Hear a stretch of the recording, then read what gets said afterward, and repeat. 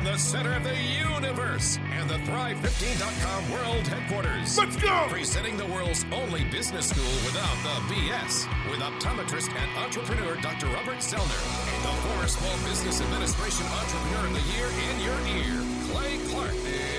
It's the Thrive Time Show on Talk Radio 1170. Oh, Thrive Nation, welcome back to your favorite radio show. It is the Thrive Time Show on your radio. If you've never heard the show before, what we try to do is to provide you business school without the BS. Our whole thing is we want to teach you the specific moves that you can use to improve the quality of your life, to make more money, to make more time freedom. And I'm always excited because on the show, we have the honor to be joined with the man, the myth, the optometrist who's been helping Tulsa see 20/20 for over now 25 years, almost 26 years, Dr. Robert Zoellner. Sir, how are you? I am fantastic, except I had kind of a tough weekend. You had a tough weekend? Yeah, kind of a little tough weekend. I haven't really talked about it yet, and I felt like today's show, I was going to kind of air a grievance, but then... Air a grievance? But then I also kind of have a happy, ending to the story. So you had a grievance, and you had an issue. You had a conundrum. Yes, in Oklahoma, we have a Class A horse track called Remington Park in Oklahoma City. Right.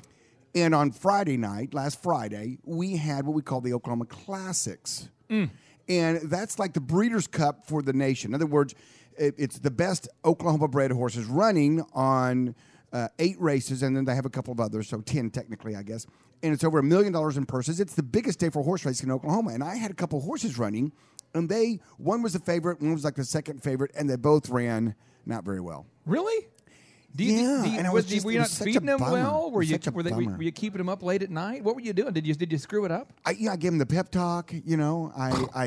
I said all the right things. They came into the race in good form, and they just laid an egg. Really? And I guess sometimes in life, you think you do everything right. Right. You think you're doing all the right moves. All the right moves. All the right moves. Like Jagger. And then all of a sudden, one day in your life, you look up and you're like, I just laid a big egg. Did you have a bunch of friends there? And did you have kind of I know typically you run out when you go to these events, you have an entourage of 15 to 20. Yes. There are people who normally would work with Mayweather, but you'll hire them for the night to follow you around. Yeah, I could try to get Jamie Foxx to follow me around, be my paparazzi. Right. That move that he did back in the day, and he was busy. But we get the limo bus, we load up, we drive down there, we have the suite. I mean, everybody's everybody's having a good time. You're having a beverage of your choice. Right, of your choice. A full buffet.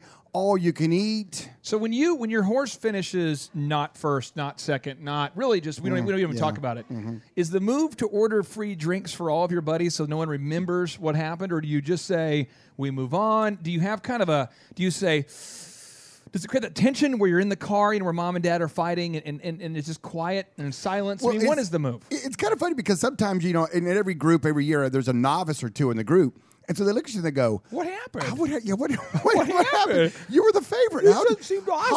How did you not? You're just like, oh. Then you got to explain everything to someone. When you finished way back at the end, does that mean you lost, or does that mean that you're still? I mean, how do you determine winners? I don't. Can they run it again? What happened? Can they do it? It's okay. Was that fair? It's okay. We can do it again, right? But then, to the silver lining on that cloud of horse racing in my life. Is I had a very good friend call me today and said, "Hey, I've got one slot open. I've got a table. I've got a house on the beach. Oh, come on! The Breeders' Cup is going to be at Del Mar, which I've never been to the track. They call it where the surf meets the turf. It's by San Diego. It's beautiful, beautiful weather with the Red Roof Hotel.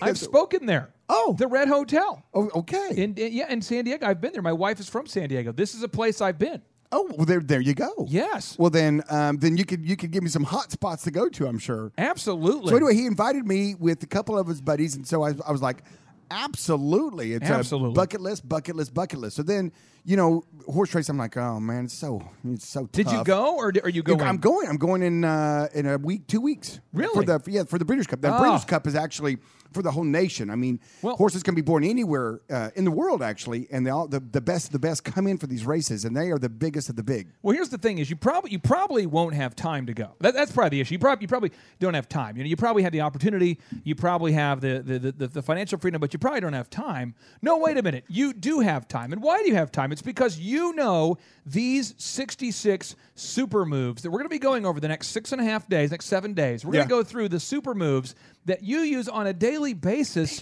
to allow you to free up the time that you need to get stuff done. I am super excited to hear these moves.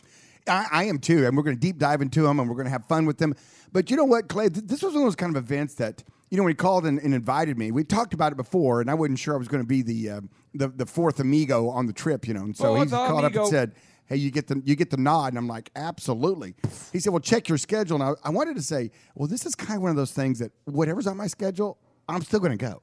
You know what I mean? There's those events in life, and what could someone call up to you, Clay, and say, "Hey, you have the opportunity to do fill in the blank," and you would say, "It doesn't really matter what I have scheduled that day. I'm going to do it." Behind the scenes tour of how Quick Trip works.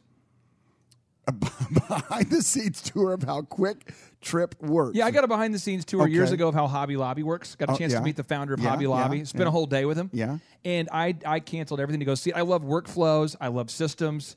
And I'd say the other one would be meeting Bill Belichick. What about Tom? I figured Tom Brady would be the first thing out of your mouth. I love Tom Brady, but I love Bill Belichick because he is the master. He's the master. You understand, he's won Super Bowls previous to Tom Brady, okay, when he was an offensive coordinator, defensive coordinator. The guy, he understands football.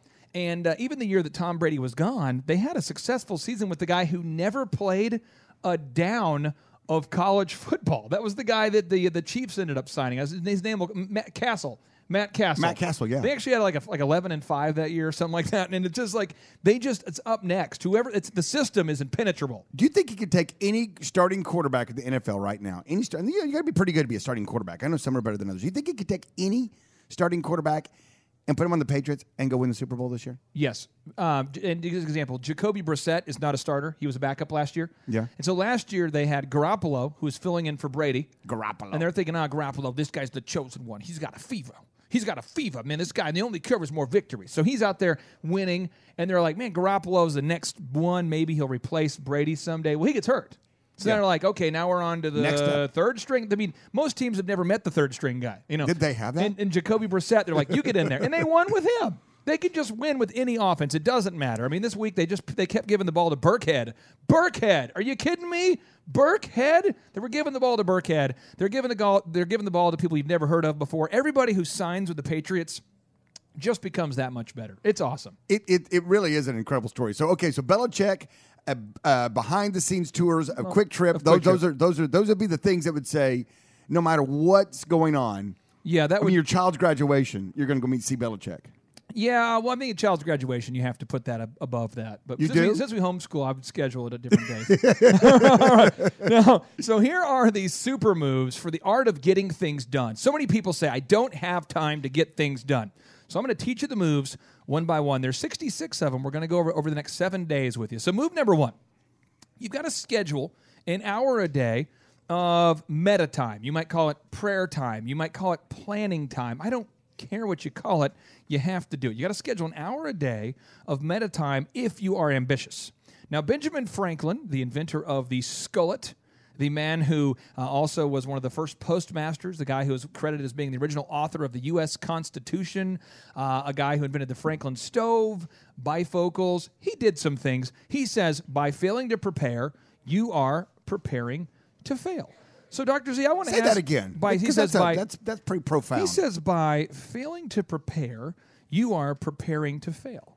So I want to ask you, what's something on your list today that you definitely have committed to doing? Like you said, hey, you know what? I don't have a ton of things I have to get done today, but this will for sure happen before the end of the day. Is there something on your list like that today? Yes, there is, actually. Book a flight to San Diego for the Breeders' Cup. I'm so excited. Now, the next thing is, when do you plan out your day now? And when you were in the trenches starting your first business, when did you plan time? When was your planning time then? Back in the day when I was just, I was working in the business all day long. I mean, all day long working in the business is tough because, so many times people say, well, I can't work on my business because I'm working in my business. So then you have to, I had to do time that I was not open for business. Oh. Shocking, huh? Shocking. And mine was always in the evenings. You know, you do the dinner thing with the family, and then you put the kids to bed. You got to read the story. You got to, do your snuggle time. You got to do all that dad stuff that you do, all the moves that dad has to do, right? And then at midnight, you're just slamming a pot of coffee and doing it? Oh, man. Boom. Yeah, I was more of a night owl. What time would you do that? Seriously. Well, I would probably do that from, say, like 10 o'clock to midnight. That's kind of 10 to my midnight? move. Yeah, and I try to get to bed by midnight. So many entrepreneurs, they say, I just don't have time for planning time. Yeah, and that's crazy, isn't it? Because you're kind of like, well, then you look at me and go, well, we got to plan time for you to plan things. It sounds a little... Lee Cockerell, who's you know, one of our partners, and the guy who's the former executive vice president of Walt Disney World, he used to manage 40,000 team members. He says, what gets scheduled gets done. So if you were talking to somebody and they said, just give it to me straight, shoot me straight. You don't have to be nice. This is not a radio show. This is you talking to me one-on-one. I don't have time to plan my schedule. You don't understand. I don't have time. What would you say? Well, then you know what? You're never going to get anything done. Now, the question is, here's the conundrum. Do you want to get stuff done? Because if you don't, then continue on. You've got the perfect system for not getting things done, and I think that's why the perfect system for not getting things done. And that's why I think we have this horrible number which we're trying to eradicate, according to Forbes, which is kind of our out of 10 businesses fail. Oh, I mean, think about that, 80%. I mean, well, that's a good thing in the hair industry because they keep going out of business and we keep growing. I guess if they're competitors of yours, you don't get too big of a teary eye. But other optometrists wrap it up, or are you like, well, how much dreams and money and desires and planning and time and just effort went into opening those businesses, and then they fail. It's sad, and we have a heart to keep those businesses open, except for hair businesses. If you have a hair business in Tulsa, I would just say, fold it up. It's probably not going to work out. What if they cut women's hair? Women's hair, I have a heart for you. I want you to find the time to plan. But if you're listening right now and you're a man and you have a men's grooming business and you're not the elephant in the room, I would say to you, you don't have time to plan. It's not possible. Your life is immensely complicated. Think about the thousands of hairs you have to cut today, and I want you to think about each one of those hairs and don't ever make time to plan. Clay, I want to ask you a question, though. You only have a couple of them in town. What, 3 of them? 3, yeah. You couldn't cut every man's hair in town. Well, you've got to have a little brother out there doing all the, the guys that don't want the fine experience that they get. I use hologram technology. And so I just have a hologram that's very accurate. No, I mean, you're kind of capped. I mean, how many people can you? What's your limit on those things? A couple thousand people each? Right now, I think we're basically near about 4,000 members, give or take. And we're just booked out. And so we're going to open up 2 more locations here. 2 more in Tulsa. I think Tulsa can handle 2 more. And then we have commitments to open up 2 in Boise, Idaho, and 1 in Louisiana and 1 in Dallas. The ones in Boise, are you going to have like blue turf in those? Yeah, it's all. Isn't that the move? Is that the word they have the blue turf on the football? Well, it's all blue turf, and then all we do the audio overhead. Instead of having music, we just keep playing the audio of Boise beating OU, and the announcer talking about how they just can't believe it. That's what's going to happen. Just that's the Boise. Oh, I'm sorry I brought that up. That's a horrible memory. Now, move number 2, we're going to talk about when we come back, is you've got to decide what you're going to say no to. You got to ask yourself, what are you going to say no to? That's just mean. And you know what we're going to do? No is such a mean word. We're going to bring in a guy who very well could possibly be the new governor for the state of Oklahoma, Kevin Stitt, as a guest. Now, we're not going to get political, We're not going to be talking about he's political built topics. A wonderful business, and I'm excited to pick his brain and find out his secrets. So when I bring up politics, you just tell me no. Okay. It's all about time management. No. So when I start getting into his deep political views, you just shut me down. Stay tuned. It's the Thrive Time Show on your radio. We're talking about the art of getting things done. Stay tuned.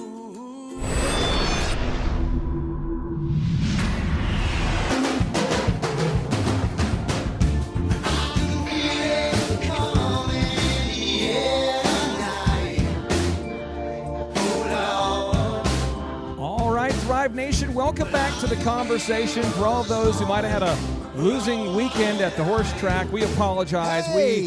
We know it's been a tough weekend. We apologize that all the preparation, all the horse food, all the horse tranquilizers, all the training, and even the jockeys just basically living off a starvation diet.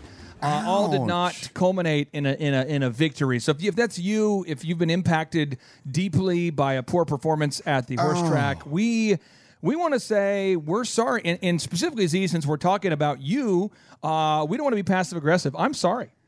I just felt like I was verbally throat punched right then. I'm My sorry. throat was a little sore. I felt like you didn't throat punch me physically, but verbally I just got accosted. Normally it's ecstasy when you're next to me, but right now it feels like there's something in between us? Kind of a downer. Something in between us. Well, there's something great in between us, but there's just a downer around you, so I had to bring in somebody into the box that rocks today who can lift up maybe not only this broadcast, but the entire state. Somebody who can rise the tide. Somebody who can totally change the mindset of potentially Oklahoma. We have a guy who's running for governor of Oklahoma on the show. And Z, apparently you know this guy. Do you know this guy? I've had the privilege of meeting this young man a few times and listening to his story. I'm excited about. He's built a wonderful business. And that's really the core why we have him on here, because we love highlighting successful local business people that have done it and then get them on and then trick them into having them tell their secrets. And so we have Kevin Stitt on the show. Kevin, how are you, my friend? Doing great. Thanks for having me on. Well, hey, we're talking about today how to get stuff done, and we're teaching the 66 super moves that the Thrivers can use over the next 7 shows to free up more time in their schedule. And our next move is purposefully determining what you're going to say no to. Everyone has to be intentional about what kind of things you're going to say no to. And you have a successful company. That's kind of your path to get here. So I want to ask you, what's your story? How did you first get into business here in Tulsa? And then what kind of things are you having to kind of learn to say no to now that you're running for governor and running a business? I mean, it's got to be some trade-offs. So let's start with your story. How did you get started in business here in Tulsa? Yeah, absolutely. Well, I grew up in Norman, Oklahoma, and my dad was a pastor there, and went to school in Stillwater, went to Oklahoma State, got an accounting degree, then moved to Tulsa, met my wife, Sarah. We've been married 19 years. Oh, wow. Yeah. We have 6 children. 6? 6. Wow. Are you Mormon? No? Did you not have cable TV? No, Wow. just really like my wife, I guess. I don't know. Great. Okay, Nate, I'm sorry. I have 5 kids, so Wow. anytime that I find someone has more than me, I question their sanity. Yes, So well, you sound like you're passing the test. So it is. It's tough. There's you can certainly be praying for my wife during this journey. So she's got a tough job. But anyway, they're 17 is our oldest, down to 3 is the youngest. 3 boys and 3 girls. So really busy around the house. And then I got into the mortgage business shortly after college when I moved to Tulsa. And then in January of 2000, with $1,000 in a computer, I started my company, Gateway Mortgage Group. And today we have over 1,100 employees. We have about 155 offices in 40 states.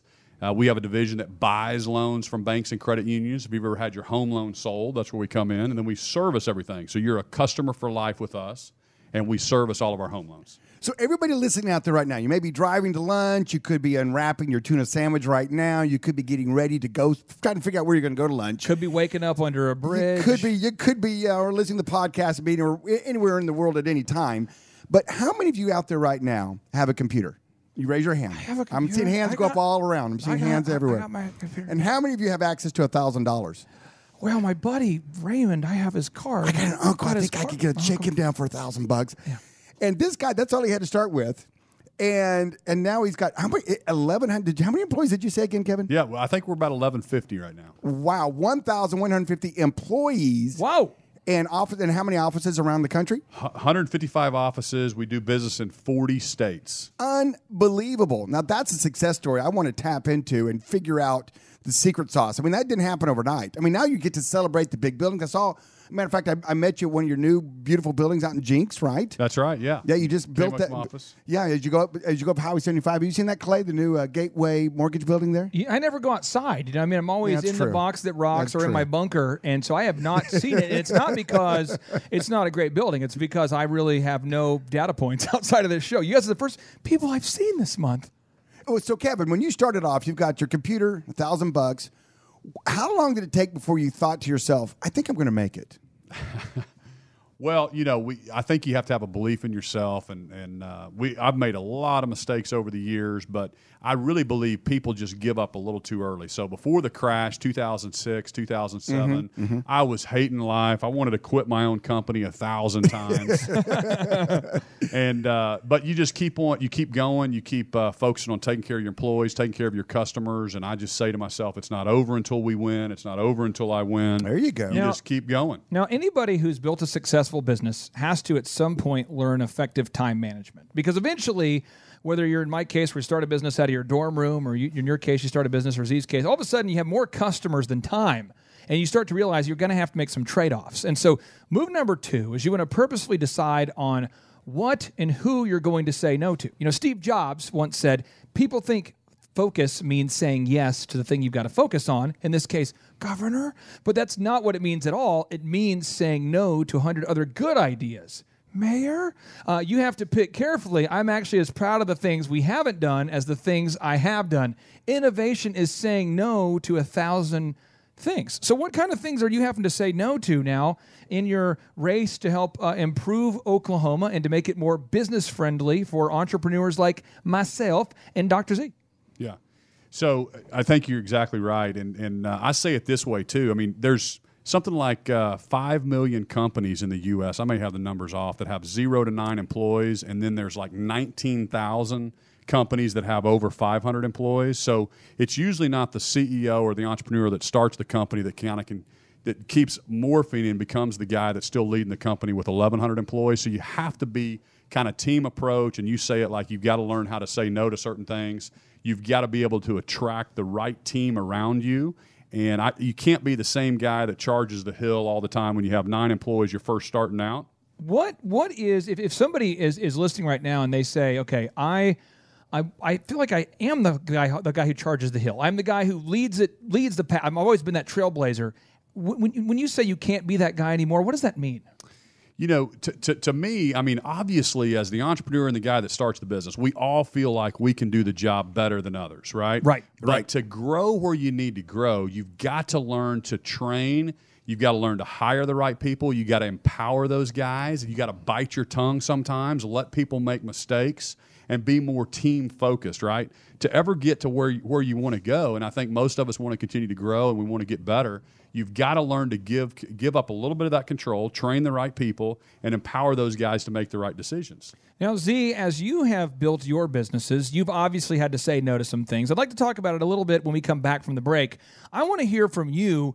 What are the things that you say no to on a daily basis that most people say yes to? Because I watch you make these little decisions all the time. They're kind of like principles, I think, where you don't even question the validity of even saying yes to it sometimes because it's so firmly planted in your brain that you're going to say no to those kind of things. But I want to get your feedback, Z, on what you specifically say no to. And Z, it's not a political show, but you cannot dodge the questions. Huh? What? What? All right, so my good friend Dr. Z is going to break down what he says no to. If you haven't checked him out yet, Google search Kevin Stitt. He may be the next governor. Stay tuned. It's the Thrive Time Show on your radio. Welcome to the Thrive Time Show, a show for the enemies of average. You know, people are not born with big thighs. You know, you're born a fabby little lazy baby. You know, it takes work to look like this. Oh, Z, do you remember Hans and Franz? Do you remember the glory of Hans and Franz? Dude, that was like part of my growing up. That was like, if you didn't watch Saturday Night Live as a kid, because on Monday, when the conversation at school turned to Saturday Night Live, what happened, 2 days before, and you weren't up on it. You just got ostracized. You had to go to timeout. I mean, you were when they stopped being trouble. on the show, my quality of life went down by about 2%. If I had to track it, statistically, about 2%. Yeah. And so I thought we'd bring a guy on the show today, Kevin Stitt, who wants to be the next governor of Oklahoma, and and I think he's trying to improve the quality of life in Oklahoma by at least 3%, which would negate the 2% I lost, thus leaving me a total positive gain of 1%. If you're following the math at home, wow. But Z, you've got some hard-hitting questions for Mr. Kevin Stitt, so I'm going to pass the microphone over to you. Yeah, so what I'm going to do is I'm going to say no to answering your question you asked me, Clay, because we only have Kevin for a little bit longer. Okay, you and I are going to. He's going to leave us. Why? He's got important things he's got to go do. Okay, fine. And fine. and so he's going to leave here pretty soon. So I want to get to him, focus on him a little bit, and then I will circle back and tell you all the things I say no to. I'll be over here. All right.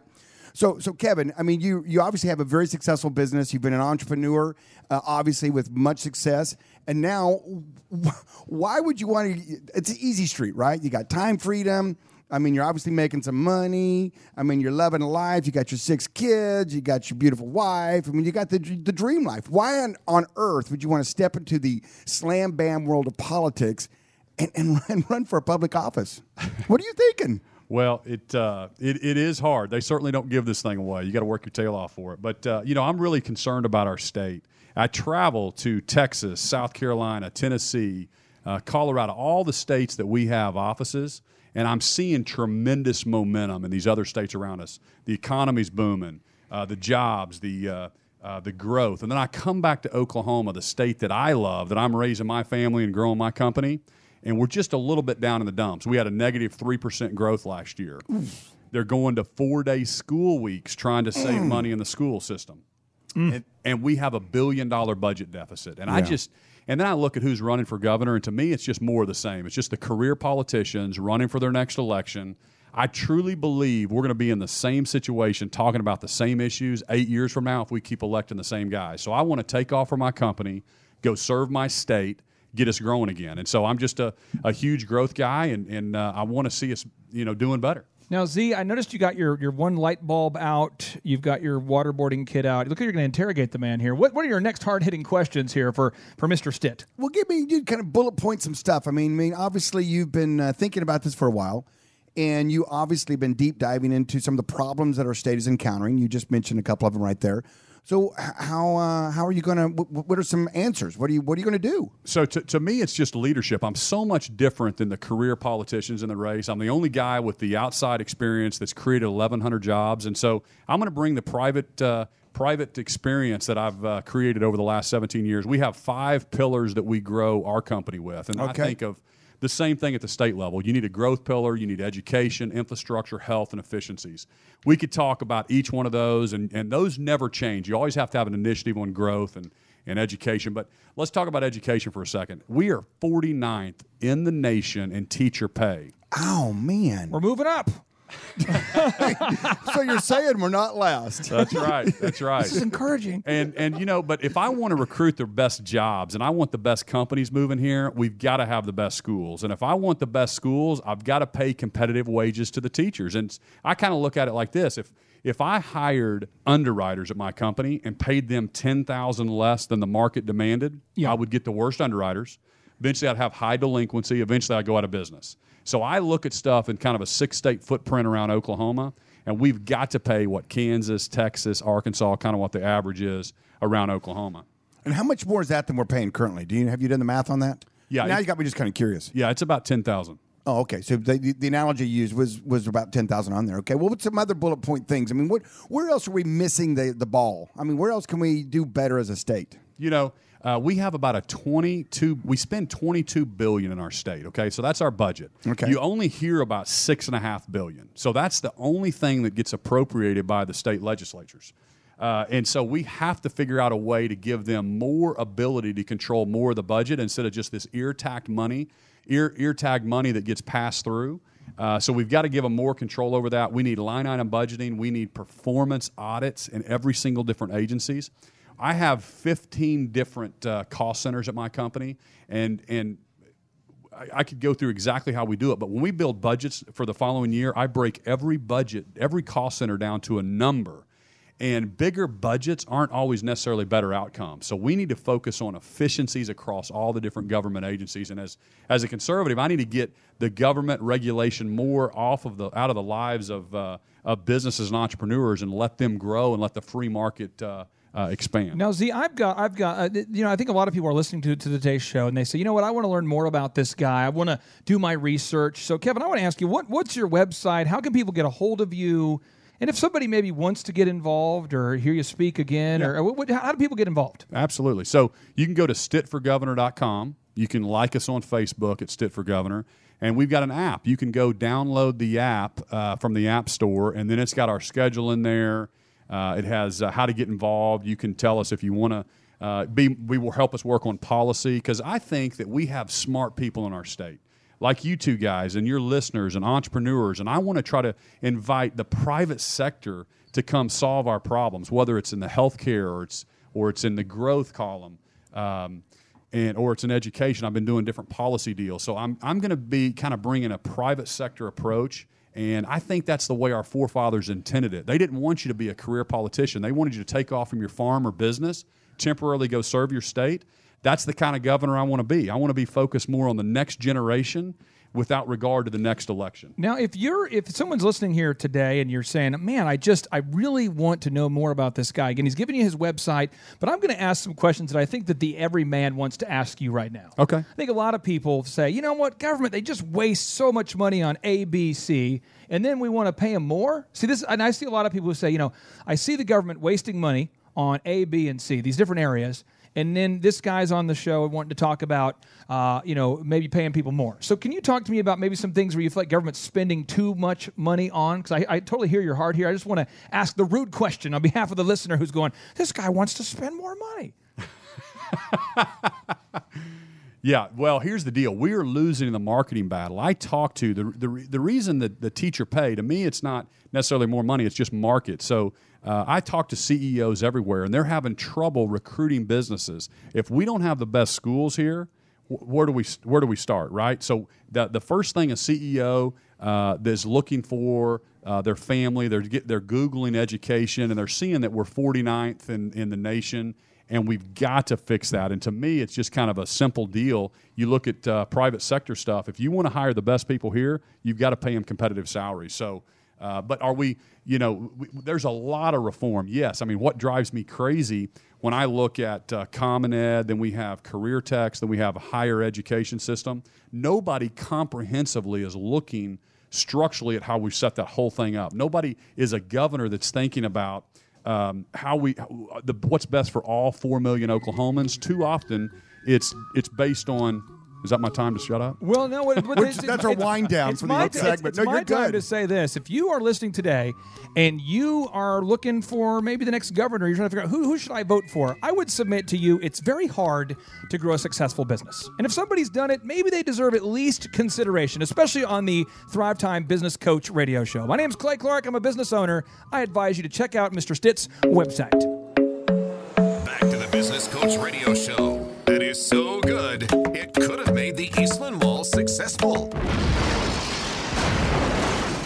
I don't know whether we could have made Eastland Mall successful. What happened to that thing? See, I mean, if you had to do a deep dive into what happened to Eastland Mall, because I was too young to know why it wasn't working. I just noticed that when I went down to that Chick-fil-A, it was like, hey, Mom, let's go to Chick-fil-A, and just echo because there's no one else there. No one else. I think they turned it in now to a business park. So it's kind of like a call center business, and it's successful in a different chapter of its life, I guess you could say, right? Okay. I mean, it's a mall though. What happened to that thing? Well, I think it bad placement, perhaps, and then number two, they didn't, I think, get the big anchors that they needed. You got to get the big anchors. You got the big anchors, and they couldn't compete with the other malls, and maybe it was an extra mall too much. I think you're to blame. I think a lot of people were going to Dr. Zoellner and Associates over there by the mall at 65th and Memorial to go over there to get themselves a stylish pair of glasses. I pulled everybody to Woodland Hills Mall. There's thousands of people being pulled. Woodland Hills Mall benefited. You're probably right. Riding your coattails in the wake of your marketing glory. Oh, we've got an hour to wait for our glasses. Where do we go? Well, let's go to the mall. You killed Eastland Mall. I probably did. Okay, so now we're talking today about effective time management, the art of getting things done. And move number 2 is you have to purposefully decide on what you're going to say no to. And I want to ask you, on a daily basis, what are some things that you just say no to on principle almost all the time without even thinking about it? It's now your new automatic. You're just constantly saying no to it. Well, I've had my cell phone number. I'm old enough, Clay, that I remember back in the day. Back in the day. Your cell phone was kind of like a personal number. Yeah, you never gave it out. I mean, it was like, that's my private number. Yeah, you don't come in. I mean, you just didn't automatically reach out to people on their cell phone. Well, this is how you would say. You'd say, "Girl, I tell you what, I'll give you my cell phone." And she would say, "Really?" Or you'd say, "Girl, can I get your cell phone?" And she'd say, "Yeah, but don't call it unless it's at night because I got 300 minutes." Stop. That's what it was. That's what it was. Not really. But the point I'm trying to make is that if someone calls me and their name isn't programmed in my phone, yes. In other words, I really don't know that person, then I don't answer. I say no to the call. I say no. And not only that's an easy no, but you actually, I say no. If somebody does call you, I'm just giving an example. If somebody does call you and somehow you called them and you know that you never want to speak to them again, you won't enter them in as a contact. Therefore, if they call again, you won't get the phone. Bingo. Or you put a bit of Billy, do not answer, Right. You program an answer like, you do it. You're so good at this. You're the master. That's an easy one. You're actually not. You're saying no, but you're really not saying no. Now, the hard one is that whenever you start to get busy, and before you would say yes to everything. Right, absolutely. You're a yes man. Yes, because you want to be liked and you want to do things and you want to help people and you want to do all those things, and then pretty soon you're kind of like, hey man, can I pick your ear? Can I have some time? And that's what people want more than anything. They want that time, and so. If you say to yourself, we're all about time management today, and part of it is if you want more time, then you have to then take control of what you're doing in that time and saying no. People want to have a meeting with you.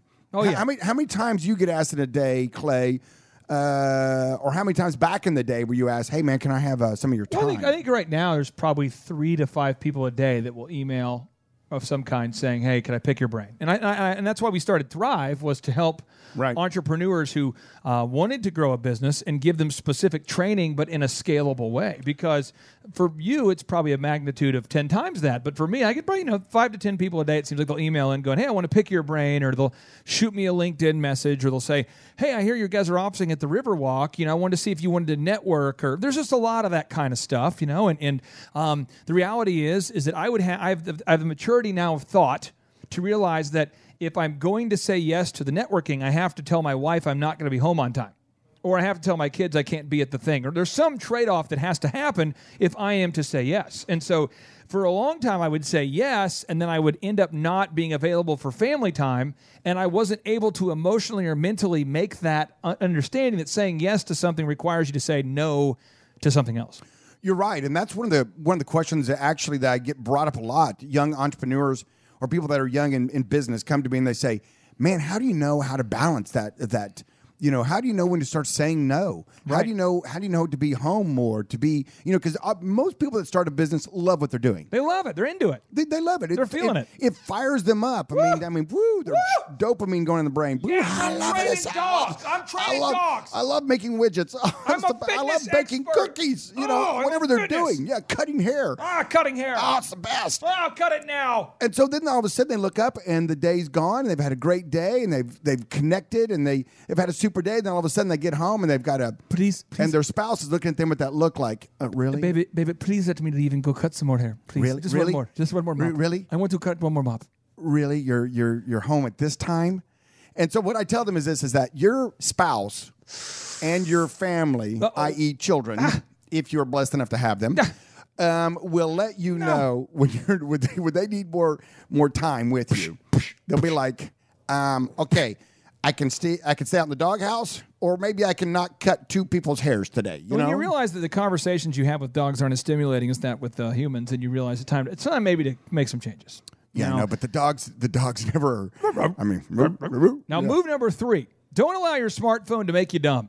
Don't allow your smartphone to make you dumb. Now, here's a notable quotable from Psychology Today. I love this. I love this article called "Is Your Smartphone Making You Dumb?" It says, nowhere are the perils of technology more commonly overlooked than in the workplace. As explained in a new book on the emerging science of workplace excellence to perform at our best, we require distraction-free periods, I repeat, distraction-free periods in which we can leverage our full uninterrupted attention. For many of us, these conditions are surprisingly difficult to come by, in part because of how we allow technology to interfere with our work. Consider what happens when a new message arrives in your inbox. Unless you've changed the default settings on your email, you are now treated to a pop-up message, the sound of a bell. Ding, the counter of a signal. All of a sudden, you get these unread messages. Each time this happens, your brain is forced to make a series of decisions. Should I check my Facebook status? Should I read the email? Should I boop, boop, boop? And then you see, the point of the article is you end up having the cognitive decision, the critical thinking process, the critical thinking capacity of a third grader is what your mind, and there's studies that show this, your mind now begins to process the world on the same level as a third grader when you're interrupted, on an average, over 70 times a day. 70. That's crazy. That's why you have to, 1, get out your phone and turn off all push notifications. Turn off those notifications. Turn off every push notification. So therefore, the only things that will ding on your phone is a text message or a phone call. But I want to know if someone sends me a LinkedIn message, it matters. No, it does not. And then what you can do is set aside some time in the day to check all your emails, to check all your social media stuff that you want to do, but you're going to have to give something up. You know, Clay, I researched the other day, and we've talked about this several times on the show, and that is the average American. Yep. I'm talking American. Is watching 5 hours of TV a day. That is true. It's sad. It's true. And Z, I want to give you an example of what happens if you're watching 5 hours of TV a day, or if you're letting social media impact you. So let me just pull it up real quick here. Here we are today so far on Facebook, and I'm just looking through the first little thing. I got to turn it off in just a second. I'm counting 12, and I got to scroll down. I've got about 45 unresponded to messages since this morning. And then on Messenger, it just will not stop. I mean, I don't even want to count the numbers up here. It's awful, Z. And you could just lose your mind. I mean, you're not paying attention. You're physically present, but you're mentally not. You end up becoming like an emotionally absent, mentally not present, physically present person. It's just terrible what will happen if you keep those notifications on. It's a bad thing. It's a bad thing, and I tell you what, society is changing in that. I was walking in a big city the other day. It was amazing how many people almost had like tripped and fell because everybody has their head cocked at about a 45-degree angle looking at their phone while they're walking. What? And whether they're even walking. I call it monkey brain. There was a lady the other day who was trying to check out in the line in front of me at Sprouts, who was on her phone trying to, I don't know, text, update social media, do an email or something. With one headphone in while trying to check out. Yeah. And it literally got to the point where I did not say something, but I almost did. What were you going to say? Well, I was just like, hey, could you focus and Hustle just up, check out here? Buttercup, yeah. Because she was, I'm not kidding. It was like the lady said, so do you want to pay credit card or whatever? She goes, credit card or debit or cash. Because she wasn't check. paying. Yeah. She's like, okay, do you want to pay credit card or debit card? And she's like, oh, what? Just, credit card or debit card or... yeah. And then she got another notification, and she looks down. There's a big line behind her. Because those lines go fast, and it just. Oh, yeah. She wasn't mentally present. I'm sure she's a smart person, but frankly, her mind was not present on the tasks she was doing. Now we come back. We're going to talk about move number 4, which is quit sort of participating in a bunch of things and fully participate in fewer things. See. Fully participate in fewer things. You want to fully participate in fewer things as opposed to just kind of sort of participating in a bunch of things. What does that mean? What does it mean to be all into something? What does it mean to be committed? I don't know. That's just crazy talk. Now you're talking crazy talk. But Z, it would be so much more fun to have as many memberships as possible to as many things as possible and to be half into everything. Oh, yeah, that way you can spread yourself around and get it all done. Spread yourself around and be known as the guy who doesn't show up and forgets critical meetings. My name's Clay Clark. You're listening to the Thrive Time Show on your radio. I'm a business coach. Stay tuned.